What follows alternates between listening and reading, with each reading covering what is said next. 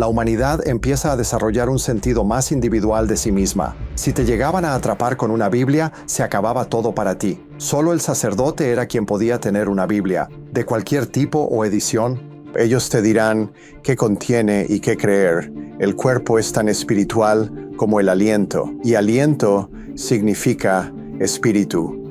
Si lees espíritu en tu Nuevo Testamento, pon aliento sobre esa palabra, porque eso significa la palabra aramea. Diferentes grupos recuerdan cosas que Jesús dijo e hizo. Él dice, traduciendo literal, cree como yo, ten la fe que yo tengo. Así que, cuando los imperios y las religiones se unen, sabes, no va a ser algo bueno. Humanidad, sabes, te diriges hacia este lugar donde te vas a sentir realmente separado, y la gente generalmente va a creer que solo existe el mundo material, que es donde estamos ahora.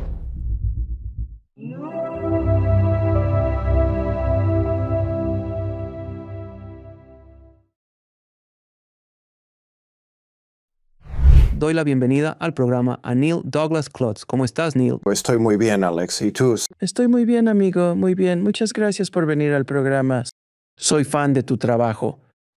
Creo que tendremos una conversación interesante sobre Jesús antes del cristianismo, mi tema favorito para hablar de sus enseñanzas, quién era, qué sucedió.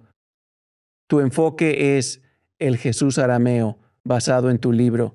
Y no perfumaron el libro que yo sepa, pero nunca se sabe. Es aromático. Es un Jesús muy aromático, pero también arameo. Respira. Sí, exactamente. ¿Qué fue lo que te impulsó a iniciar todo esto? Porque no es un camino muy normal si te dedicas al ámbito histórico, como erudito histórico. No, bueno, sabes, aunque traigo este sombrero, tengo varios sombreros. Uno es el erudito y el idioma y todo eso, y el otro es, podrías llamarlo, el practicante espiritual. Así que yo tuve experiencias tempranas de Jesús en mi infancia, experiencias internas, deberíamos decir, donde aparecía en luz cosas así. Afortunadamente, estaba en una familia alternativa, en los 50. En Illinois, mis padres interesados en Edgar Cayce, el canalizador, Rachel Carson, movimiento ecologista. Mi padre fue de los primeros quiroprácticos en Illinois. Muy alternativo entonces. Así nos criaron en mi familia de origen y así. Sabes, para ellos, y no les inmutó que yo tuviera este tipo de experiencias, afortunadamente, porque de lo contrario, quién sabe qué habría pasado hoy. Pero sabes, como mi padre trabajaba en este pequeño pueblo de Illinois, a mis hermanos y a mí nos enviaron a escuelas primarias cristianas conservadoras, una luterana conservadora, donde aprendimos partes de la Biblia King James y el Catecismo de Lutero, lo que dice sobre la Biblia de memoria, para ponernos de pie en la iglesia y repetir al pie de la letra cuando preguntaban al azar sobre esto o aquello.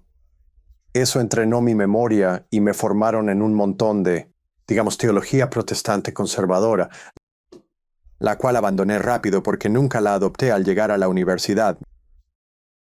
Mary Dear me hice periodista de investigación, investigando la FDA, temas de adulteración de alimentos, cosas así, y a eso me dediqué. Y después de graduarme de la universidad, esto todavía era en los años 1970, ¿entiendes? Había prensa alternativa entonces, escrita, antes de Internet. Supongo que tuve una inclinación, como diríamos, por investigar toda mi vida, para no hacer el cuento largo, trabajando en un colectivo de periodismo alternativo, pues teníamos colectivos en los 70 y distribuíamos noticias por correo a unos 100, no, a unos 500, periódicos universitarios, clandestinos en los Estados Unidos, y trabajábamos 60, 70 horas a la semana, algo así, o sea, una locura, ¿sabes? Y yo todavía en mis veintitantos y descubrí, oye, hola, la gente no toma decisiones basándose en hechos. Basta, Neil, basta. Debí saberlos. Sabes, supongo que algunos nunca captan eso, pero bueno, eso me llevó a agotamiento, depresión, como quieras, emergencia espiritual, como le dicen hoy. Y empecé a, sabes, buscar, bueno, Neil, ¿por qué haces las cosas? ¿Por qué tomas decisiones importantes sin tener todos los hechos? La mayoría de las veces, y es verdad, no creo que nadie tome decisiones importantes con todos los hechos. La mayoría procedemos con lo que sea. Necesitaba encontrar ese lo que sea. Me llevó a probar meditación, estilos, cosas así. Finalmente, terminé con los sufíes en California. Como tenía experiencia en publicaciones, me pusieron a editar cartas y diarios de uno de sus maestros que ya no estaba en el cuerpo en ese momento, ¿no? Y en sus cartas decía, quería aprender a rezar el Padre Nuestro en arameo, y él nunca lo había hecho en su vida. Pero eso me llamó la atención como importante, porque, como sabrás, si has entrevistado sufíes, muchos, no todos, están muy involucrados con, sabes, misticismo del sonido, mantras, meditación, todo esto. Entonces, en sus escritos escribió, si vas a cantar un mantra para Jesús que involucre el misticismo del sonido, deberías cantar en arameo porque esa es su lengua materna, pero él nunca había hecho esto. Así que, siendo el investigador que era, empecé a investigar, tratar de averiguar qué es el arameo, quién es Aram, por qué Jesús no hablaba hebreo, ¿sabes qué es el arameo? ¿Cómo se escribe? ¿Quién todavía lo conoce? Todas esas cosas. Y tuve algo de ayuda de un rabino judío, un rabino Salman Shakhtar Shalomi, de bendita memoria, quien me ayudó y orientó en la dirección correcta. Y, sabes, empecé a cantar para mí las palabras de la oración de Jesús, el Padre Nuestro, en arameo. Y empecé a, de nuevo, tener experiencias espirituales profundas solo cantando las primeras palabras. Sabes, experiencias de luz y voces que venían y mi cuerpo haciendo movimientos que nunca había visto y melodías que surgían, cosas así. Puedes pensar que te vuelves loco con esto, lo cual una parte de mí pensó, podrías, ¿sabes? Dije, bueno, cantaré esto para la gente y veré qué pasa. Y lo hice, y la gente empezó a reunirse un poco. Para no hacer el cuento largo, terminé trabajando 5 años después para Matthew Fox, el sacerdote dominico que dirigía un instituto alternativo en el área de la bahía. Y yo era una especie de su, ¿cómo lo llamarías? Era su sufí de planta.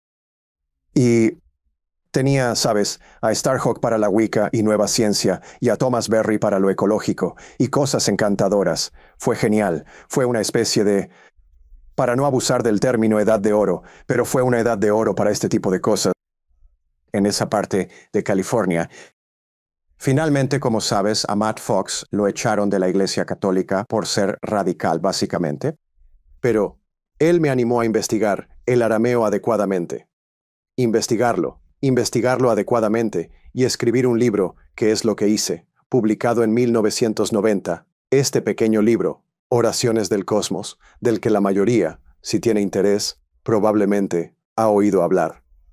Eso me puso en este camino. Pensé que sería el final. Pero no, y yo simplemente, porque la gente seguía escribiéndome cartas y luego correos sobre este pasaje y aquel.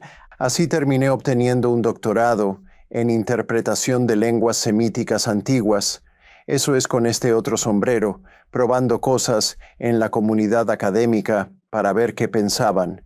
Y aquí me tienes ya por casi 50 años. Justo. Finalmente, mucha gente ha empezado a aceptar esto. Mencionaste a los sufíes hace un momento.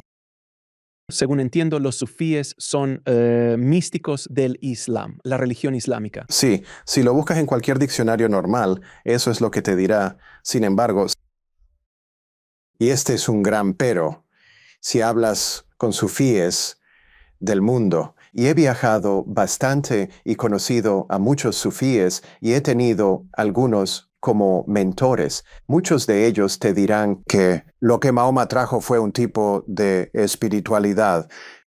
Más tarde se conoció como sufismo, Luego, gente lo convirtió en religión llamada Islam. Así que esa es la historia que he oído 1000 veces antes con cada religión importante. Empieza de una manera y luego alguien más la toma por poder y la cambia. Y hay investigación histórica real, de hecho, investigación académica sobre esto. No son solo los místicos quienes dicen esto. No todos los sufíes dirán esto. Muchos ligados a lo particular cultural. Podrías decir apropiaciones, rituales culturales del Islam, cosas así.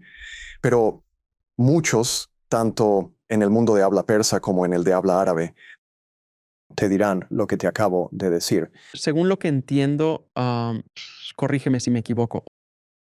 Obviamente cristianos creen que Jesús es hijo de Dios, murió y resucitó y demás. Judíos piensan, o el judaísmo piensa que básicamente fue un profeta, uno más. Nada tan increíblemente especial.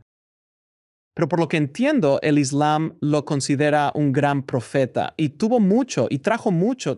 ¿Sabes? Debería ser venerado como lo que fue un gran profeta. Es algo así, ¿es correcto? Sí, correcto. O sea, hay muchos pasajes sobre Jesús, Isa en el Corán, y allí siempre se le menciona elogiosamente. Hay un capítulo entero, una sura entera, dedicado a su Madre María y al nacimiento de Jesús. Y los sufíes, hablando de sufíes, cuentan muchas, podrías decir, historias diferentes sobre Jesús que no están en la Biblia. Tampoco están en el Corán, pero para los sufíes, Jesús era una especie de derviche errante arquetípico, la persona que viajaba sin pertenencias, que no tenía, podrías decir, no tenía gente, no tenía aparato, no tenía organización. ¿Sabes? Algo así. Así los sufíes, ¿sabes? Tienen su interpretación de él. Muchas son historias hermosas que puedes encontrar en Jalaluddin Rumi, por ejemplo. Si es que lo conocen. Así por el estilo. Sí, para quienes escuchan y que solo han estado expuestos a Jesús y sus enseñanzas a través del cristianismo. ¿Qué descubriste al explorar el arameo? Ajá, ya entendí. El arameo, las raíces arameas de Jesús, porque mucha gente, de nuevo por marketing del Vaticano y la Iglesia, películas, televisión, cosas, ¿sabes? Es un tipo rubio, bueno, de cabello castaño, ojos azules, blanco que habla inglés perfecto, lo cual en realidad era judío, que era arameo, era un árabe, y hablaba eso. Así que habría sido de piel oscura, muy oscura. Habría sido de piel oscura. Sí, creo que eso es correcto. Es interesante. Sabes, en este libro, mi primer libro, Oraciones del Cosmos, originalmente la editorial, que era pequeña, más bien pequeña, independiente, mediana, llamada Harper and Row, encargó a un artista católico un Jesús oscuro para la portada. Y lo hicieron. Y es hermoso, sigue siendo hermoso. Puedes encontrarlo en línea. Y luego, cuando Rupert Murdoch compró Harper, la quitó y ahora tienen una especie de amanecer o atardecer o algo así en ella. Así que, ya sabes, estas cosas pasan. Sí, probablemente. Era de piel oscura, diría que es casi seguro. Arameo, diría. Bien. Las grandes lecciones del arameo con las que empecé son... Primero, el arameo tiene un sentido diferente de, ¿cómo diríamos? ¿Cómo estamos posicionados? Digamos, solo hay una preposición que significa dentro de mí y entre nosotros. Solo hay una palabra que indica eso, una letra. Por ejemplo, cuando Jesús dijo el reino de los cielos está entre ustedes o dentro de ustedes, siempre dijo que ambos, el dentro y el entre, están vinculados. Siempre están vinculados. Así es como funciona. Además, el arameo no divide en mente, cuerpo, alma, espíritu como ahora. En nuestra era, todo está conectado. El cuerpo es tan espiritual como el aliento. Y aliento significa espíritu. Si lees en tu Nuevo Testamento y lees espíritu, pon aliento sobre esa palabra, porque eso significa la palabra aramea. Espíritu es aliento, el cuerpo es espiritual. En nuestro sentido, todo resuena con esta realidad más grande, Allaha, que está a nuestro alrededor. No está solo arriba en el cielo sentado como un juez en un trono o algo así. Alá es la palabra que Jesús usó para Dios, como ahora, como la gente lo traduce. Pero yo lo traduciría más bien como la realidad que une el todo y la nada. El todo y su plenitud y su vacuidad, si me permiten forzar el inglés, algo así. Parece que las discusiones, incluso guerras por traducciones de textos originales o enseñanzas de Jesús desde la construcción o el ensamblaje de la Biblia tal como la conocemos hasta cómo surgió, descubrí el otro día. Me pareció fascinante. Y corrígeme si me equivoco o estoy en un error, que el Apocalipsis o el arrebatamiento nunca fue parte de la Biblia original, que por lo que escuché fue un librero que dijo, tengo que darle sazón a esta Biblia para vender más. Lo puso y predicadores se aferraron y dijeron, oh, esto lo puedo vender. Esto genera miedo. Es lo que has escuchado, pero solo. Lo estoy usando como ejemplo. No sé sobre lo del librero, pero El Apocalipsis se añadió después, no hay duda, ¿verdad? Y toda esta noción de interpretar el arrebatamiento y la gente que será llevada y todo eso, esto tampoco está ahí, ni siquiera está en el Apocalipsis, si lo lees. Animaría a la gente, si le interesa una visión más amplia del Apocalipsis, incluso ese libro, a leer el libro de Jung, C.G. Jung, Respuesta a Job, al menos la mitad trata sobre Apocalipsis y una visión profunda de la sagrada sabiduría, Sofía regresando y cosas maravillosas. Si te interesa eso, ese detalle, pero ves, de lo que no oímos. Cuando nos crían, ya sea cristianos o escuchando sobre cristianos, cosas así, es que había cristianismo fuera del Imperio Romano. Ok, déjame retroceder. Unos 300 años después de Jesús, quizás 300, 350, aparece Constantino y el cristianismo se vuelve oficial del Imperio Romano. ¿De acuerdo? Cada vez que imperios y religiones se unen, sabes que no es bueno. Digo, mira a tu alrededor. De todos modos, hay cristianos fuera del Imperio Romano, porque estaban en el Imperio Persa y hablaban arameo durante todo este tiempo, en que el cristianismo se ha desarrollado, y los cristianos en el Imperio Romano se matan por la naturaleza de Jesús o su madre y todo eso. Y entonces, los cristianos de habla aramea del Imperio Persa, si imaginas dónde está Irán hoy, el Imperio Persa extendiéndose, estos cristianos arameos se extienden por toda la ruta de la seda hasta China. Este cristianismo arameo, y durante unos 1000 años fueron el grupo más grande de cristianos en el mundo. Estos son solo cristianos, esto es después de Jesús, pero siguen hablando arameo, y sorpresa, tienen muy poca teología. En ese tiempo, como uno de ellos dijo, nosotros no, esos credos del cristianismo europeo simplemente no los tenemos. Nos regimos por el principio de, ya sabes, ama a Dios con todo tu corazón y a tu prójimo como a ti mismo. Eso es todo. Suficiente para Jesús, suficiente para nosotros. Incluso a ese nivel, nunca oímos de estas cosas. Ese cristianismo disminuyó con el auge del Islam en esa área. Pero aún hallamos comunidades cristianas arameas hoy, en este de Turquía, norte de Siria, norte de Irak. No sé del norte de Siria ahora, con la situación, los kurdos quieren esa zona. Nunca se sabe. Y Siria está en transición. No sé si había cristianos arameos allí cuando visité en 1993. No sé qué pasó durante la guerra civil y todo eso. Según tu investigación, ¿cuánto cambiaron las enseñanzas originales de Jesús? ¿Cambiado solo por traducciones? Estas traducciones causan peleas, literalmente por una palabra, en esto o aquello, o si vas a la versión griega o buscas en Google, es un revoltijo histórico. No existía como libro único. Jesús escribió este libro. Jesús escribió el libro y luego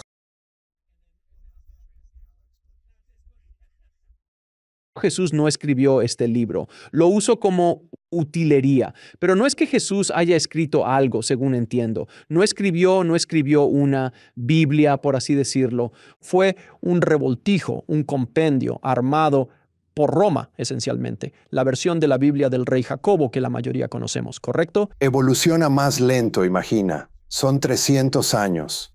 Mucho tiempo, ¿verdad? Así que nadie sabe cómo pasó de Jesús a ser escrito en diferentes áreas, pero te daré la mejor reconstrucción. Diferentes grupos. Primero, gente en culturas no letradas, que no leía ni escribía, tiene mejor memoria que nosotros hoy. Dependemos de cosas escritas, teléfonos o esto o aquello para recordar. Así que, en culturas no letradas, la memoria es mucho mejor. Esto se ha demostrado antropológicamente. Diferentes grupos recuerdan cosas que Jesús dijo e hizo. Y debió hacer mucho. El Evangelio de Juan dice que ni con todos los libros y tinta del mar se escribirían todas las historias. Según la mayoría de eruditos, hubo al menos 100 evangelios diferentes después de Jesús. Gradualmente, estos grupos escriben sus relatos, sus recuerdos de lo que dijo e hizo. Lentamente durante 300 años, pero acelerándose con Constantino.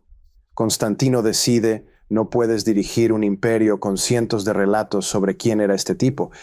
Así que reúne eruditos y deciden, ok, solo serán estos 4. Mateo, Marcos, Lucas y Juan, eso es todo. Esto es solo para mantener las cosas simples, ¿no? Y luego, por supuesto, está toda la interpretación que se le da. Disculpa, ¿dónde está Pablo? Supuestamente Pablo tiene mucho que ver también. Me encanta tu cara, de verdad, me encanta tu cara al decir Pablo. Ok, tengo otra visión de Pablo. Bien, me muero por escucharla. No he hecho un trabajo, lo he dicho, pero no he escrito libro. Pablo también habla arameo, escribe cartas a grupos cristianos primitivos. Podemos aceptar eso, por supuesto. El problema no exclusivo del cristianismo es que muchos cristianos aceptan lo que Pablo escribió a una comunidad específica tenga el mismo peso que Jesús en los evangelios. Dice cosas distintas a grupos diferentes en epístolas y a menudo se contradicen. Por ejemplo, donde dice en una epístola de Pablo, las mujeres guarden silencio en la iglesia. Bueno, no significa que deban estar calladas siempre. Significaba que por una situación en esa ciudad, en ese momento en particular, él recomienda esto, no lo recomienda, en todas partes y siempre. Además, Pablo dice claro en sus cartas, me encantaría darles misterios internos, pero estoy ocupado resolviendo sus problemas sociales, no tengo tiempo. Eso pasa en grupos espirituales. Y al mismo tiempo, Pablo cita un dicho del Evangelio de Tomás, uno de los más espirituales o místicos de los evangelios primitivos, no incluido entre los 4. Pablo sabía cosas, se involucró en formar grupos, manejarlos y, ya sabes, todo eso. Así que... Pero no lo era y no...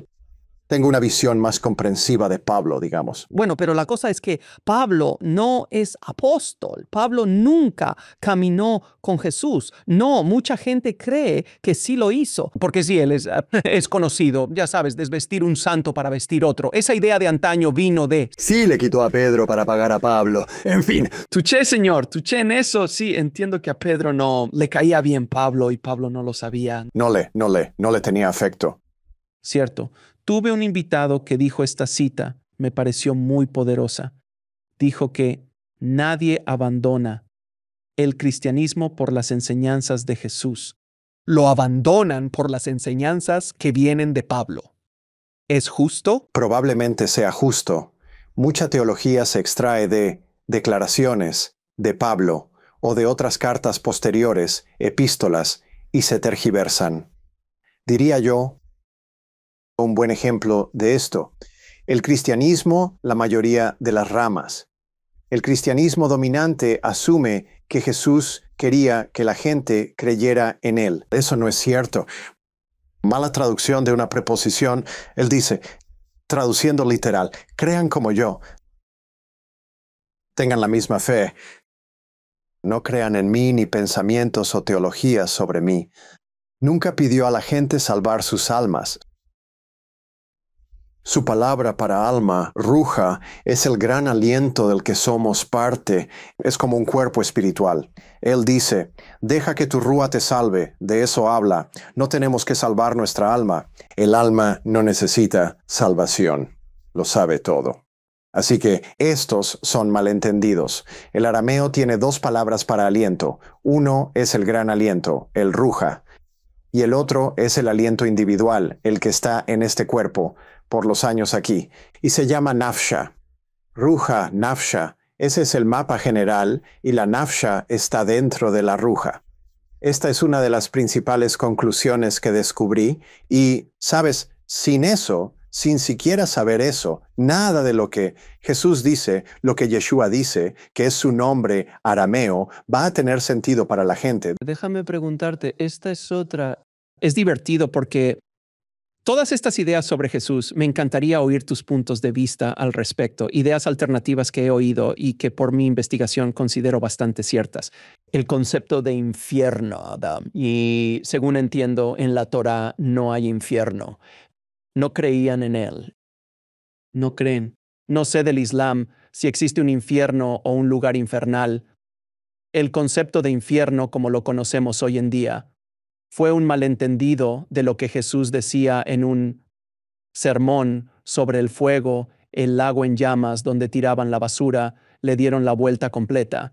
Y cuando Roma se involucró de lleno, apareció Dante Alighieri, escribió su famoso libro y dijeron, sí, usaremos eso. Genial. Es una evaluación justa de todo este concepto de infierno. Esencialmente, sí. Se han escrito libros sobre esto, Alex. Básicamente, el infierno, como lo describió el cristianismo, habría sido desconocido para Jesús. No se trata solo del idioma, se trata de la antigua forma de conocimiento en esta área. Las lenguas semíticas antiguas surgen de una experiencia nómada. En todo el mundo mediterráneo y el llamado Medio Oriente, existía una noción del más allá, un lugar a donde van los muertos, básicamente.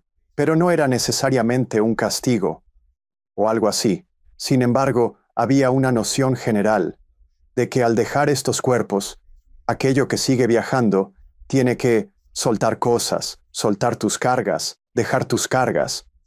Y a veces esas cargas tienen que sudarse para sacarlas. Como hablo del, ya sabes, el sauna tras morir, cosas así. Esta noción de purificación después de la muerte. Tras la muerte física, porque el alma vive, eso está claro. El ruja, la parte más grande, existía antes de nacer y continúa tras nuestra muerte física. Continúa, claro, en el mundo antiguo. Y así que lo que no te quitas como carga en esta vida, en tu forma encarnada, tendrás que reciclarlo o procesarlo al irte y dejarlo ir. Esa era la noción principal de ese más allá, del más allá, un lugar donde la gente va. Infierno, condenación. Nada de esto lo habría sabido Jesús. Todo eso fue una especie de este malentendido. Es una mezcla de cosas, de palabras semíticas antiguas. Al decir semíticas, me refiero a arameo, hebreo, árabe, cananeo, babilónico, todo eso. Hay un malentendido de eso, mezclado con esta teología de caída y redención que luego entra al cristianismo, con Agustín de Hipona, quien después es llamado San Agustín, y su idea de que si no crees bien, sufrirás por toda la eternidad. Eso no está en enseñanzas de Jesús. Eso es, como mi amigo Matt Fox señaló, solo teología de caída y redención, que es de 400 años después o algo así. ¿Cuál fue el idioma original en que estas enseñanzas, las de Jesús, su historia, se escribió o hubo múltiples idiomas, áreas, esparcidas por todo el territorio, por así decirlo, sobre este tipo llamado Jesús?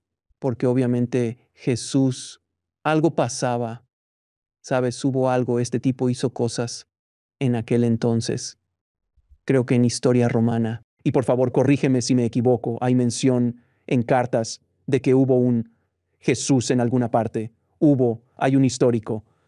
algo históricamente escrito por Roma sobre este tipo llamado Jesús. Es literalmente una o dos frases, según entiendo. Sí, está en Josefo. Pero sí, él era colaborador judío con Roma, después de la época de Jesús y cuando hubo esta gran guerra civil entre romanos y pueblos indígenas en ese tiempo, otra vez.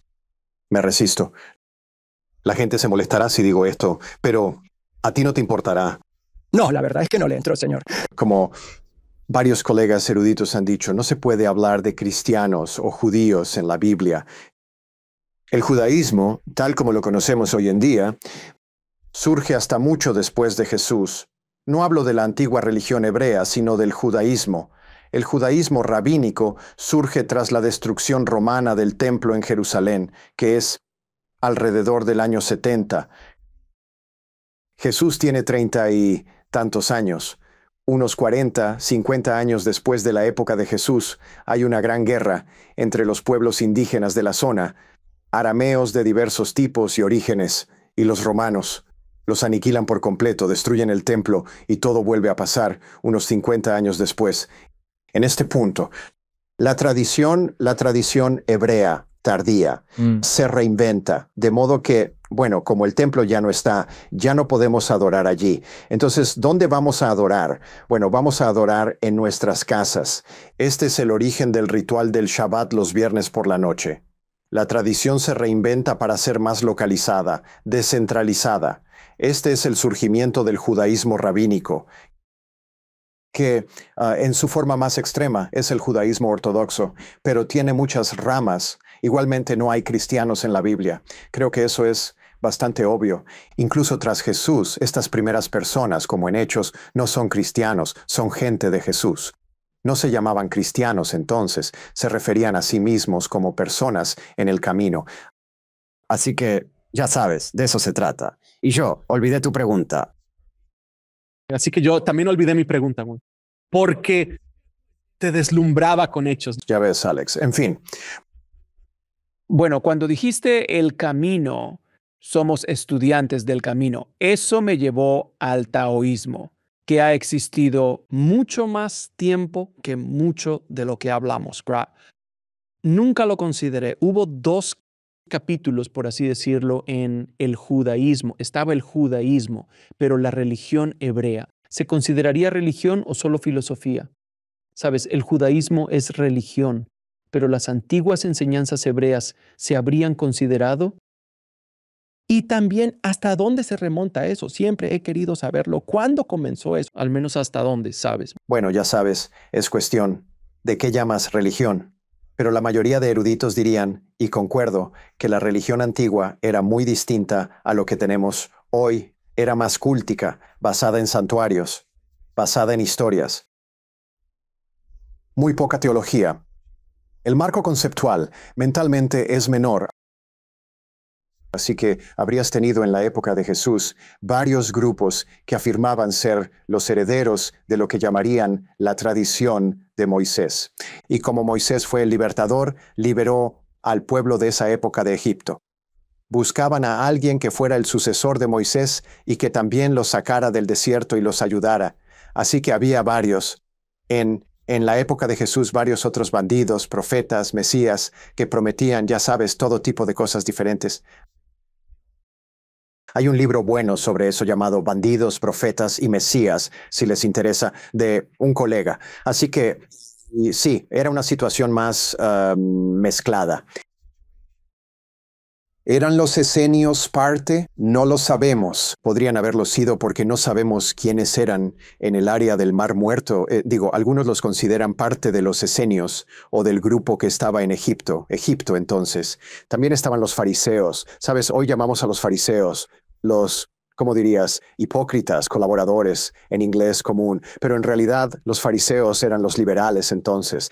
Intentaban acomodarse a lo que el otro grupo a cargo del templo los saduceos, verdaderos conservadores aliados con los romanos para mantener a la gente callada. Era su principal trabajo entonces. No era religión o enseñar religión o ya sabes, era como, bueno, tienes el centro de culto, el templo, la gente va a venir a sacrificar, a conseguir comida 3, 4 veces al año. Solo mantengan callada. Romanos dicen, estaremos contentos. Si no la mantienen callada, no estaremos contentos. Si la gente no está callada, los romanos se molestan. Ese era el asunto. Ya recuerdo la pregunta. ¿Cuál era el texto original?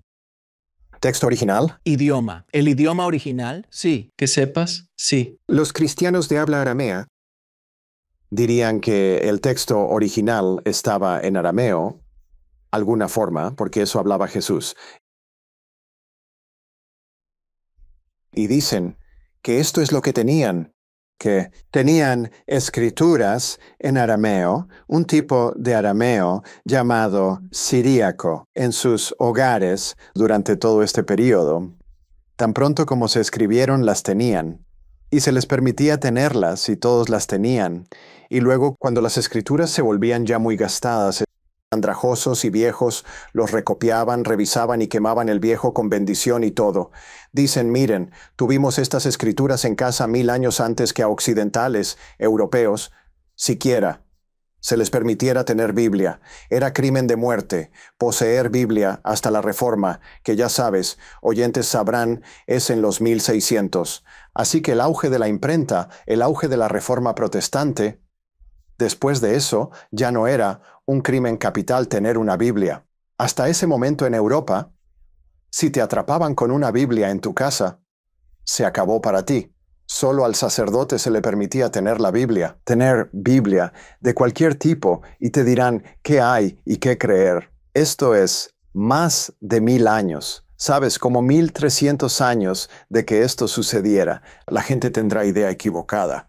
Ya sabes. Una de mis citas favoritas es de Paramahansa Yogananda, la cita de Yogananda sobre Jesús. Dice que fue crucificado en un día, pero sus enseñanzas crucificadas 2000 años. Sí, bien dicho. Ahora, una palabra sobre escrituras griegas, ya que preguntaste sobre idiomas originales. Encontrarás en la versión griega de las palabras de Jesús modismos arameos, transcritos literalmente al griego. Así que no tienen sentido. Y en escrituras arameas, el arameo siríaco, no encuentras modismo griego. ¿Qué quiero decir con modismo? Bien, en el Evangelio de Mateo Jesús dijo, bienaventurados los pobres de espíritu. Esta frase, pobre de espíritu, es un modismo arameo. Es aferrarse al aliento. Maduros son quienes se aferran a su aliento como primera y última posesión. Digo, es bastante diferente.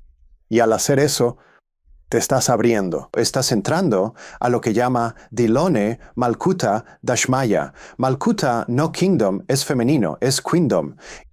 Y Dashmaya es este gran reino de luz, sonido, sobre, debajo, a nuestro alrededor. En términos modernos es como el reino cuántico, pero eso es palabrería de nueva ciencia. Puede ser palabrería útil, pero es más así. Hay reino de luz, sonido, vibración, niveles, mundos entre nosotros. Y la fuente, ángeles, seres diferentes, todo está ahí. Cuando entras en el aliento y te das cuenta, oye, mi aliento es mi única posesión. Entré a este cuerpo con él, me voy, se va conmigo. Empiezas a abrirte a este reino más grande a tu alrededor que incluiría la naturaleza. Entonces, Neil, déjame preguntarte, en tu investigación, ¿ha habido alguna en arameo, versiones originales de lo que has leído? ¿Hay algo que difiera de la historia del nacimiento de Jesús y también su muerte y resurrección? ¿Hay ideas erróneas, hay errores en la traducción a los que la gente se aferra con todas sus fuerzas ahora? Y tú dices, en realidad no es lo que esto es, lo que esa palabra significa. Y eso es lo que realmente sucedió en ese momento. No per se. Pero tienes diferentes relatos. Por ejemplo, en el caso de la capítulo del Corán que mencioné sobre María, madre de Jesús. El nacimiento ocurre bajo una palmera y no hay José. Ahora que pudiera tomar eso por lo que vale. Pobre José. José como que ya no está ahí. Pobre padrastro. Es el padrastro. O sea, por favor. Digo, de verdad. En términos de muerte, ya sabes, crucifixión, hay puntos de vista diferentes sobre eso. No dentro del cristianismo, claro, porque el cristianismo tiene todo esto. Cuando digo cristianismo, no ofendo. Me refiero al convencional, hay otras ramas de nuevo pensamiento, unity, ciencia religiosa, esas cosas encantadoras. Eso es genial. Digo, mucha de esa gente lee mis libros, así que no voy a decir nada sobre. Eso es más como el Jesús arameo, en realidad. Pero en términos de, podrías decir, cristianismo convencional, todo es que Jesús murió por tus pecados. Cree lo que decimos y así. Y él va a volver. Y va a venir, y va a volver. ¿Es eso? ¿Fue eso? Y va a volver, sí. Eso, ¿estaba en el original? ¿O no? Pues el texto original. No, no lo es. O sea, sí, porque algo que no mencioné es el arameo y las lenguas semíticas antiguas, que era lo que rodeaba a Jesús en ese tiempo. Tienen noción del tiempo diferente. Entonces, pasado y futuro son diferentes. Pasado está, podrías decir, delante y se mueve. Y futuro está detrás y se mueve. Es como si estuviéramos en gran caravana o maratón. Yo la llamo caravana, ¿sabes? Ancestros van delante y siguen moviéndose. Podemos conectar y nuestros hijos de nuestros hijos están detrás y se mueven. Solo no podemos verlos y están en mundo invisible y sabes que llegarán. Así que esta noción de, ya sabes, habrá gran utopía, Jesús vendrá otra vez, todo esto son nociones posteriores, mucho más tardías. Coincido con Rudolf Steiner en esto, sobre la segunda venida, es que la segunda venida, ya sabes, si sucede, verás a Jesús y veremos a Jesús en los demás, naturaleza y a nuestro alrededor, y eso será todo. Eso tiene más sentido, que la segunda venida está dentro de nosotros. La segunda venida somos nosotros.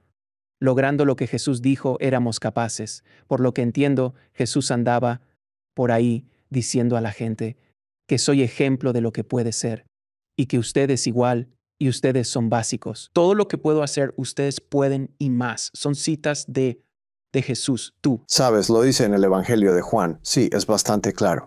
Sí, es extremadamente claro, pero me fascina como La Iglesia Católica Romana tergiversó muchas enseñanzas para beneficiar política, beneficio, control, infundir miedo. Jesús nada que ver con eso. Concepto del infierno, del resto, del rapto que vino después.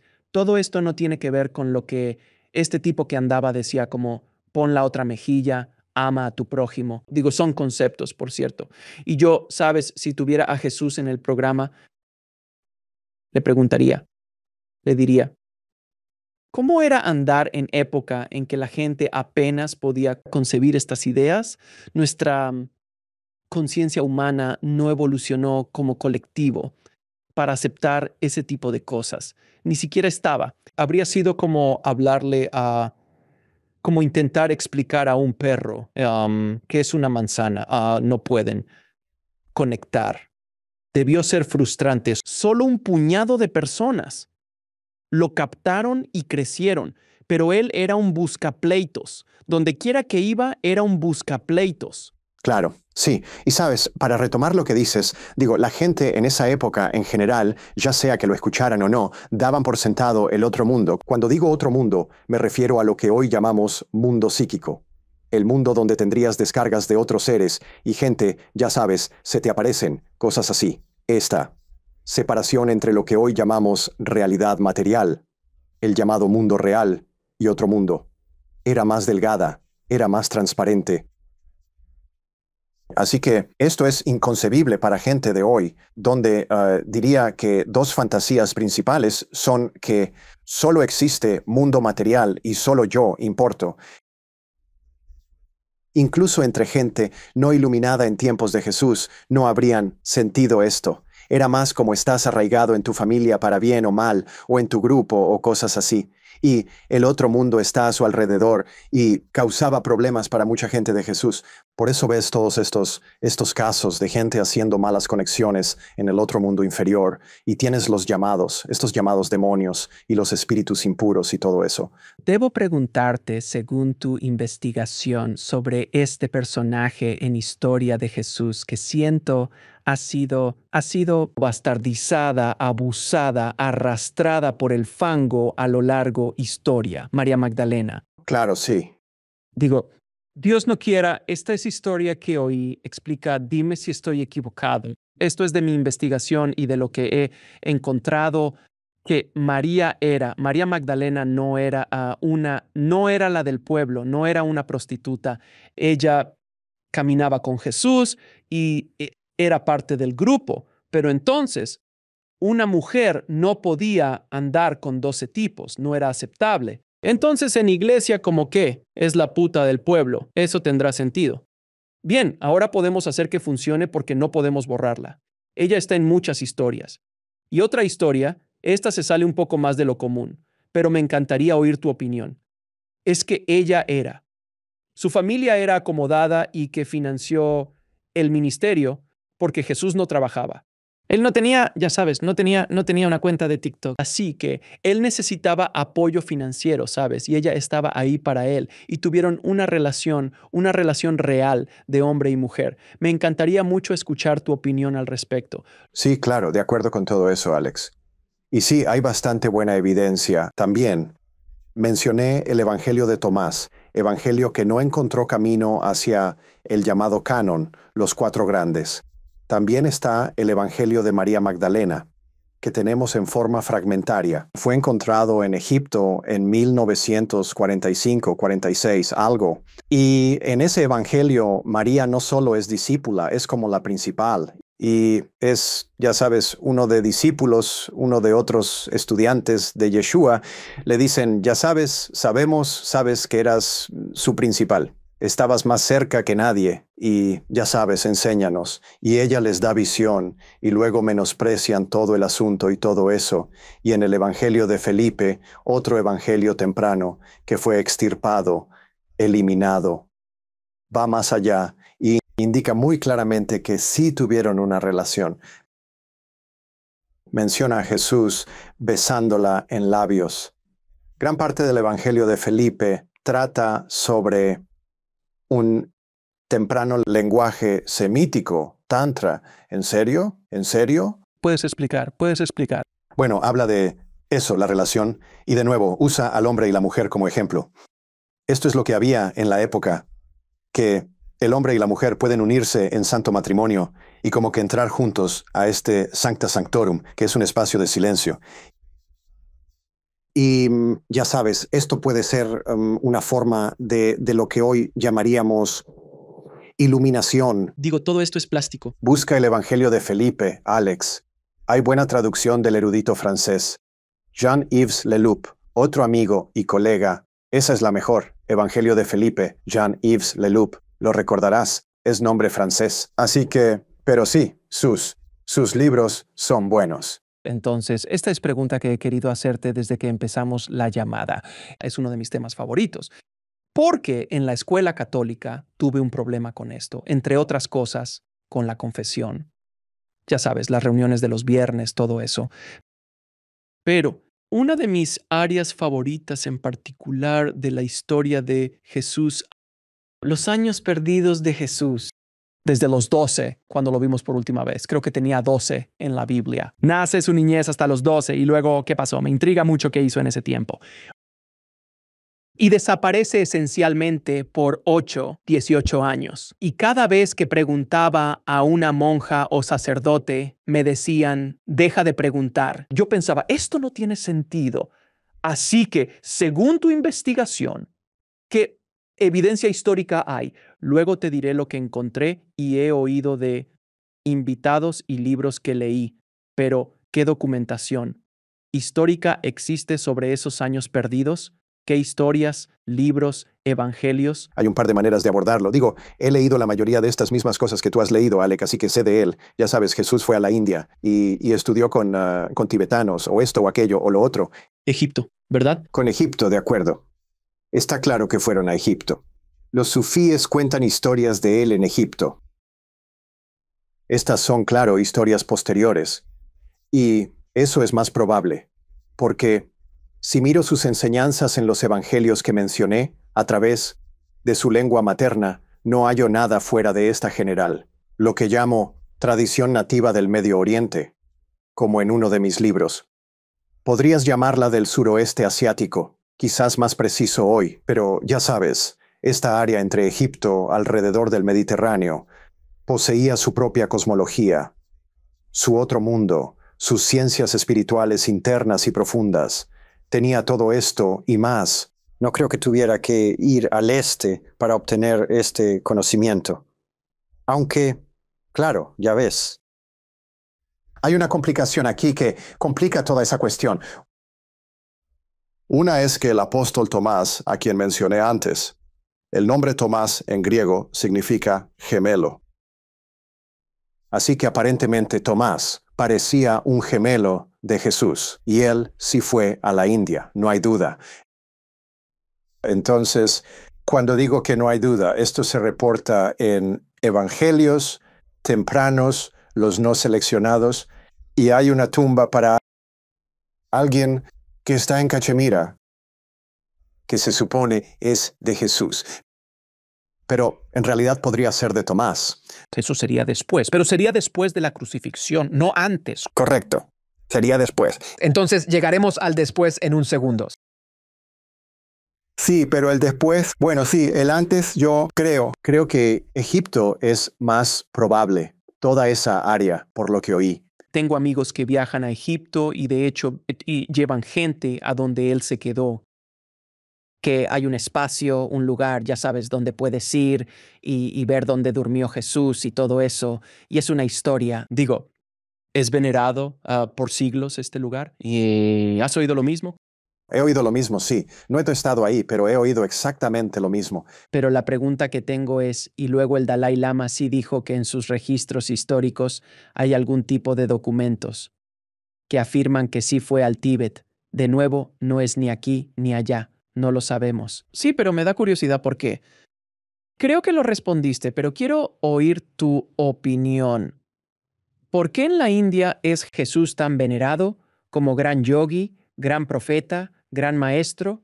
Todavía hoy hay fotos gigantes de Jesús por toda la India y en una época donde no era un montón de cristianos tocando puertas diciendo, ¿has oído hablar de Jesucristo? No fue ese tipo de ministerio el que llegó e hizo eso. Ellos ven a Jesús muy diferente, para nada desde una perspectiva occidental. Mi opinión es que aún es de este temprano. Estos tempranos movimientos de Jesús que se extendieron por la ruta de la seda y compartieron historias de él, cosas así. Encontrarás, creo que está en China o en el oeste de China, una estatua que dice en arameo debajo, Yeshua, esta es alguna estatua antigua. Y se parece a Lao Tse, de hecho. Así que no significa que Lao Tse no existiera, pero que diferentes personas entendieron a este gran ser de distintas maneras, y mayormente lo que se contaba por la ruta de la seda eran historias de Jesús. Hizo esto, aquello, lo otro, todo eso. Así que es posible que él haya ido, porque distancias no eran tan terribles en esos días. Pero, diría de nuevo, a juzgar por lo que da en todos estos evangelios, incluyendo los no canónicos, los que no son aceptados, no encuentro nada que surja de fuera de esto, lo que llamo tradiciones nativas del Medio Oriente. Entonces, déjame preguntarte sobre otra parte de la historia de Jesús que puede ser disputada, aunque en realidad está siendo disputada cada vez más hoy en día, que es la crucifixión. ¿Y por qué hay tantas historias de Jesús? Viajando tras la crucifixión, que el concepto de resurrección, el lenguaje en la traducción, es diferente. Pudo ser crucificado, pero no morir. En la cruz, bajado. Y la resurrección es malentendida en el concepto de la palabra. ¿Qué oíste? ¿Qué en tu investigación? ¿Qué encuentras en eso? Sí, leí todo eso, Alex. Y hay un pasaje controversial en el Corán, el libro musulmán, donde dice, básicamente, los de Judea, la gente que vivía en Judea, la gente de Judea en ese tiempo pensaron que mataron, que crucificaron o que mataron a Jesús, pero no lo hicieron. Eso lo puedes interpretar de tres maneras. Una es que pensaron que lo mataron. Otra, que lo creyeron. Y otras, que se imaginaron matarlo. Pero todas son maneras posibles. Sí, de nuevo, esta noción de la tumba de Jesús en Cachemira, norte de India, se usa a veces para apoyar la noción de que de alguna manera escapó. Para mí, como digo, leí todo sobre esto. Para mí no importa tanto.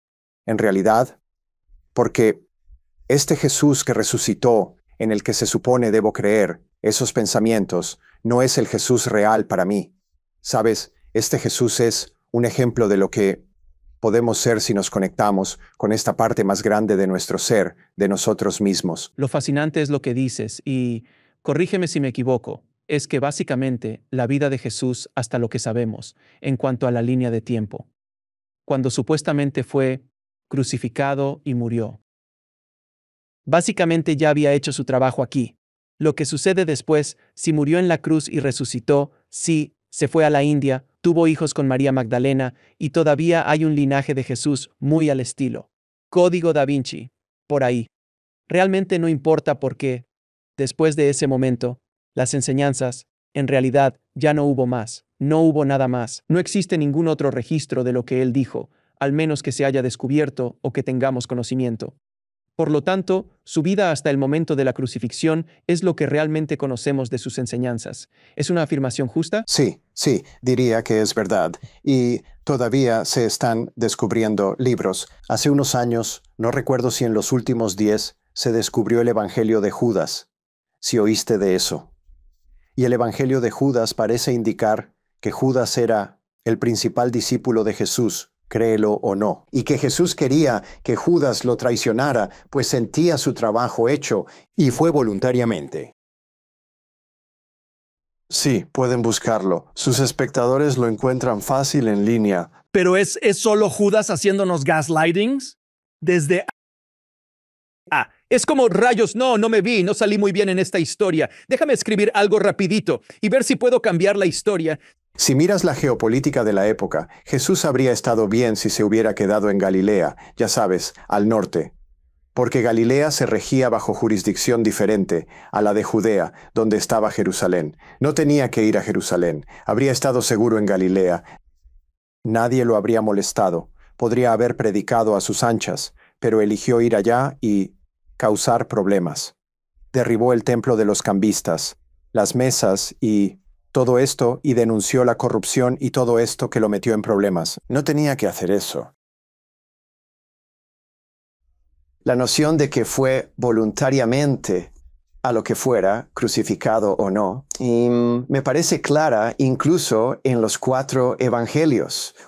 Una Biblia de la que se habla mucho, que de hecho tiene algunos libros originales que fueron sacados de la versión del Vaticano, que es la Biblia etíope. ¿Cuál es tu experiencia con la Biblia etíope, sus traducciones y lo que incluye? Porque sé que el libro de Enoch está en la... ¿Es cierto? El libro de Enoch está dentro de la... Creo que sí. No conozco la Biblia etíope, pero Enoch es un libro antiguo. Hay al menos 3 libros de Enoch que originalmente...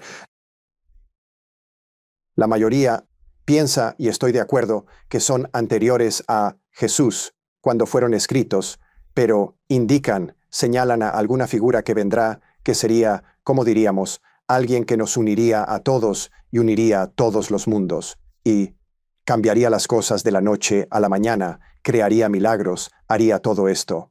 No señalan directamente a Jesús, pero los libros de Enoch son libros muy poderosos, visionarios, si alguien quiere buscarlos. Así que Sobre el resto de la Biblia etíope no comento, pero sí, fácilmente cualquiera de estas cosas podrían haberse incluido si hubiera cientos de libros sobre Jesús. ¿Por qué no? Incluso hoy hallamos en el cristianismo etíope, ya sabes, mucho que se parece a un cristianismo arameo, el enfoque en la naturaleza, en los árboles sagrados. Más tarde tienes en la tradición Rastafari el ya, la partícula del nombre sagrado, todo esto está ahí. Así que sí, absolutamente. Oí esto y oír tus pensamientos, que la historia de Buda, de cómo él llegó, hay muchas similitudes que tomaron de allí, eso dicen, tomaron ideas de allí y las incorporaron en la historia del nacimiento de Jesús o su historia de creación. Hay algunas cosas que coinciden, que fueron como, bueno, Buda llegó, Buda fue que 500 años antes. 300. Al menos 300, sí, algo así. Hubo similitudes mientras cuando estaban en esa habitación y armando los libros, dijeron, necesitamos inventar algo. Está este otro que hallamos esta otra historia, que es buena. Vamos a meter algo de eso ahí. ¿Qué has oído en lo que a eso respecta en cuanto a las traducciones originales? Habiendo estudiado mucho budismo, no encuentro similitud con la historia del origen de Buda. Buda nace de padres ricos, intentan protegerlo de todos los males del mundo. De repente queda expuesto, tiene una, ya sabes, depresión, huye, medita, se ilumina, todas esas cosas encantadoras. Es cierto. Pero las historias de origen de Yeshua, y en realidad las historias de la muerte, vienen más de este mitos del Medio Oriente, donde tienes al Dios que muere, todo esto. Inanna y Dumuzi, tipo de historias, diría que impactan más en ese aspecto mítico de las historias de Jesús, las historias del nacimiento, las historias de la muerte, todo eso.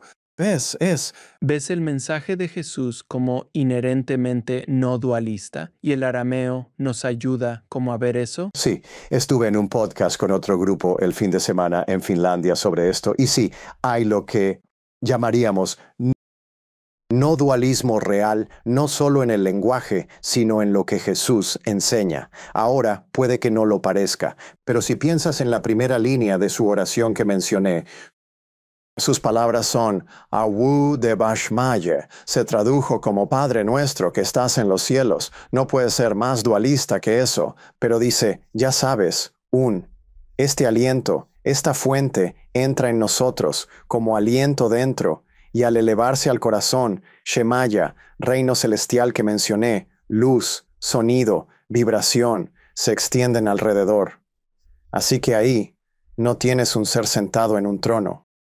Tienes una visión más profunda del ser humano en relación con mundos visibles e invisibles, y puedo repasar capítulo y versículo de esto otra hora si quieres.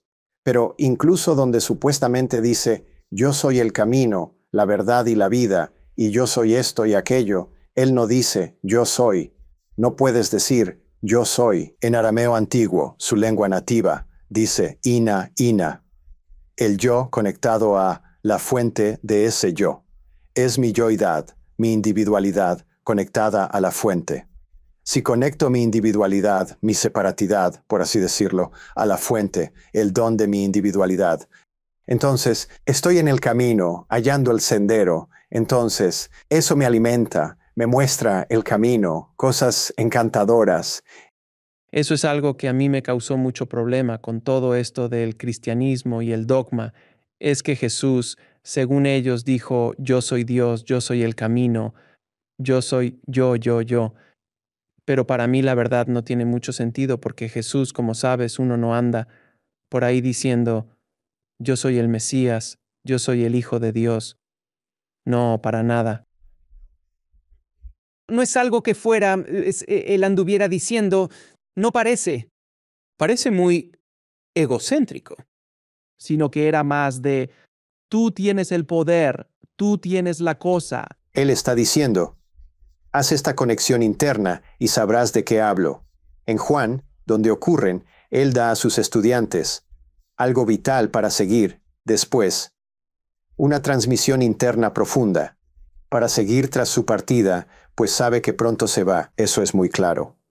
En Juan, mi libro anterior, Revelaciones del Jesús arameo, dedica al menos la mitad a las llamadas declaraciones de yo soy y cómo éstas están mal traducidas y mal interpretadas a lo largo del tiempo. Jesús enseñó, fomentó la experiencia directa de lo divino en vez de depender de una institución religiosa. ¿Había instituciones religiosas en su tiempo? No, definitivamente no se trataría de depender de una institución u organización o algo así. La experiencia directa, sí. Y porque hay otros mundos, mundos intermedios. Al final de Juan dice, tras irme y dejar mi cuerpo, conecten conmigo en mundos internos, les ayudaré a mostrar el camino, pero no sigan conectados conmigo. Pasen a través de mí, no se detengan conmigo, sigan, les ayudaré un poco, luego seguirán solos. Esto es traducir gran parte de Juan informalmente, pero como digo, lean mis libros si quieren profundizar en las letras y palabras sobre esto. Jesús en sus enseñanzas alguna vez discutió profecía del alma de la humanidad, la conciencia de la humanidad para el futuro o algo así. ¿Alguna vez mencionó algo así? Me parece, Alex, parece indicar que por cuándo viene y con quién habla, parece decir, y de nuevo, estoy tomando, por si sirve. Miren, la humanidad gradualmente desarrollando un sentido más individualizado. No lo tenía entonces. Como dije, la noción de conciencia individual apenas empezaba, surgía apenas 100 años antes. Durante 100.000 o 10.000 años antes, la humanidad tenía poco sentido de conciencia individual, como si estuviéramos incrustados en la naturaleza. Puedes mirar las palabras reales en lenguas antiguas, el hecho de que aliento y espíritu sean la misma palabra, en muchos idiomas, no solo en arameo, sino en latín, ya sabes, está el ki, en chino, está el prana. La noción de que mi aliento y eso, lo que sea, son igual de extensos, significa que no podríamos tener un sentido del yo tan separado como ahora. No podríamos habernos sentido tan separados, tan aislados. No quiere decir que tu familia o el grupo en que estabas inmerso fuera necesariamente una familia feliz. No era así, pero había mucho menos sentido individual del yo y había más conciencia, como mencioné, de que hay otros mundos, hay otros seres en el mundo invisible, con los que podemos conectar de forma sana, con algunos de forma no sana, cosas así. Yeshua parece decirme, mira, todo esto pasa, y esta es mi receta para ti. Conecta tu pequeño yo a la fuente divina de aquello, que llega al nacer, e intenta hallar el camino de regreso directo a casa. De Ina habla. Eso se tradujo como, yo soy esto, aquello y otras cosas. Él parece decir, sabes, mira, humanidad, sabes, se dirigen a este lugar donde se sentirán muy separados y que la gente creerá que solo existe el mundo material, que es donde estamos. Sí lo dijo. Entonces, sí dijo, bueno, esto lo digo yo. Ok, dices que aquí estamos, pero esto lo hallas. Hallo en sus enseñanzas que señala este tiempo y dice, miren, aquí hay una receta, recuerden. La esencia de lo que digo. Quizá ahora redescubramos lo que él decía, en vez de lo que la iglesia nos decía. ¿Crees que estamos presenciando una especie de revolución, un retorno a las verdaderas enseñanzas de Jesús? Porque la gente está abandonando la religión organizada por millones cada día. Simplemente ya no se identifican ni creen en lo mismo que antes. Están buscando alternativas, ideas que ellos mismos quieren encontrar. No quieren que les digan qué hacer, quieren encontrar por sí mismos lo que es verdad para ellos. Y no son cómo, porque cuando tú crecías, era la institución la que te decía en qué creer. Ahora, tu generación, mi generación y las generaciones que vienen detrás, especialmente la más joven, no lo aceptan. Dicen, no, eso simplemente no tiene sentido. Hay tanta información disponible, tanta conexión con el mundo a través de Internet. ¿Crees que estamos viviendo esta edad de oro de las enseñanzas de Jesús? Y no solo las de Jesús, sino también otras enseñanzas de Mahoma y otros grandes profetas que vinieron antes. Sus verdaderas enseñanzas que no han sido secuestradas o distorsionadas por instituciones, volviendo al núcleo original. Sí, sin duda. De acuerdo, Alex. Más gente me escribe o, ya sabes, lo que sea, y tienen, podrías decir, descargas de Jesús. Tienen visiones de Jesús, más allá de institución alguna. Hay grupos que estudian un curso de milagros. Es un buen ejemplo. Esto pasa más y más mientras más gente deja instituciones programadas y rígidas.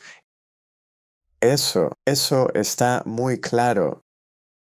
Sí, quizá estemos en posición de encontrar la segunda venida en los demás y a nuestro alrededor, en lugar de buscar a uno.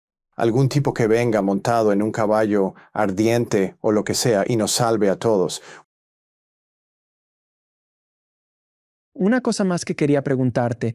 Los gnósticos, ¿puedes hablarme sobre los gnósticos y cuál es su parte en este tapiz de la historia y las enseñanzas que se le atribuyen a Jesús?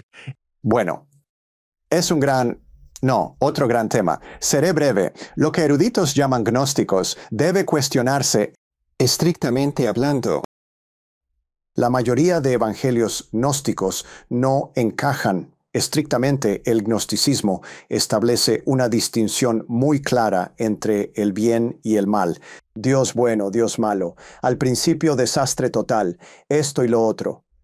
Es tradición real, pero Tomás, Felipe, María Magdalena no se adhieren en absoluto a esta fórmula.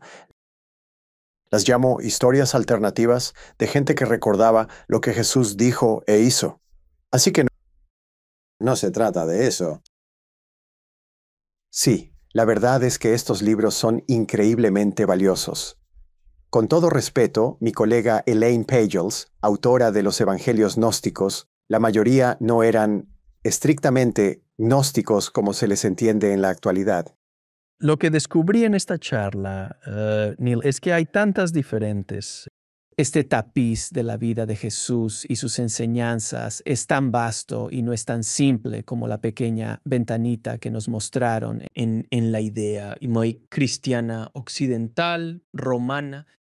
De esto es mucho más grande de lo que parece. Invito a todos a investigar por sí mismos, a profundizar y les corresponde, si creen, averiguar la verdad por su cuenta, no solo aceptar lo que les dicen, incluyéndonos a ti y a mí en esta charla. Si algo no les suena bien, investiguen, vean a dónde les lleva, sigan esos caminos. Si realmente creen en algo, ¿por qué no investigar a fondo? Por eso me encanta hacer este programa. Soy tan curioso sobre las cosas y quiero profundizar y quiero meterme ahí y basado en lo que todos me han dicho y con todos los que he hablado en mi propia investigación personal, pinto mi propia imagen de Jesús o Yeshua y sus enseñanzas y cómo me afectan en mi propia vida, como lo hago con Babaji, de esa tradición en los textos védicos, la filosofía yogi, filosofías yógicas, las filosofías taoístas y el confucianismo. Todas esas cosas son diferentes avenidas que he incorporado a mi tapiz de creencias sobre dónde estamos. Así que yo, ¿de acuerdo en que la gente haga esto? Absolutamente. Citando a Jesús, ¿qué es lo que hago? Este dicho, que fue traducido, conocerán la verdad y los hará libres. No es una verdad a creer o un concepto. Usa la palabra para verdad, la forma de shara, para obtener, que significa la verdad que tu propio corazón revela. El corazón está entre estos dos, el gran yo y nuestro pequeño yo, está en medio. Si tu corazón muestra la dirección, esa es la verdad. Es nuestro GPS interno y eso te liberará. Eres libre de andar tu camino, sea cual sea. haya los aliados, haya ya sabes, la sabiduría que necesitas. Ese, creo, es su mensaje claro. Ahora, Neil, te haré preguntas. Las hago a todos. Cheunt, ¿tu definición de vivir una vida plena? Para mí, vivir una vida plena es hacer lo que amo hacer. Esto es parte de ello. Y me tomó un montón de tiempo llegar ahí. Aunque hago esto por más de 40 años, dudé todo el camino, 50, casi hasta ahora. Una vida donde aprendo cosas nuevas constantemente, a amar diferente, y qué soltar ahora para avanzar. Así viajaré, ya sabes, más ligero, con menos cargas innecesarias. Si pudieras volver y hablar con el pequeño Neil, ¿qué consejo le darías? Sigue esa luz que ves ahí. Te cuento una historia. No sé si hay tiempo, pero te cuento una rápida. Ok, tenía una luz en mi cuarto, no incandescente, una luz que aparecía de noche, para mí, en algún lugar. Y como niño, temo a la oscuridad.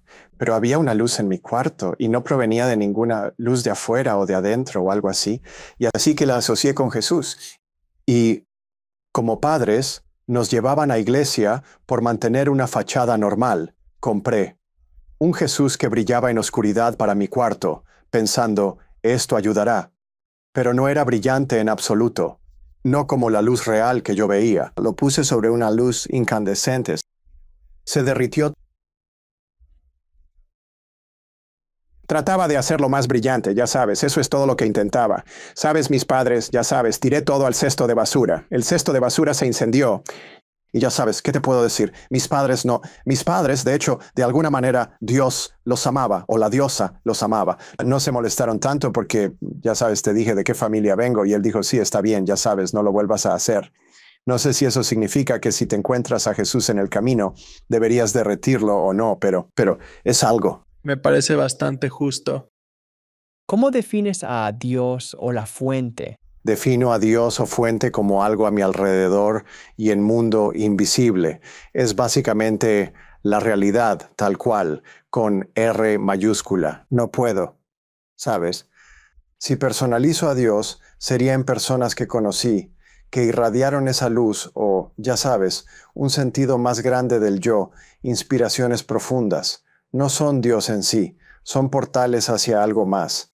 ¿Qué es amor? El amor es radiación incondicional que surge involuntariamente de mí. Como energía de nacimiento que Jesús llama Ram, pero también amor es este lento, paciente, paso a paso de conocer a alguien, como construir un fuego, con ramitas, ramas y hojitas y cosas así.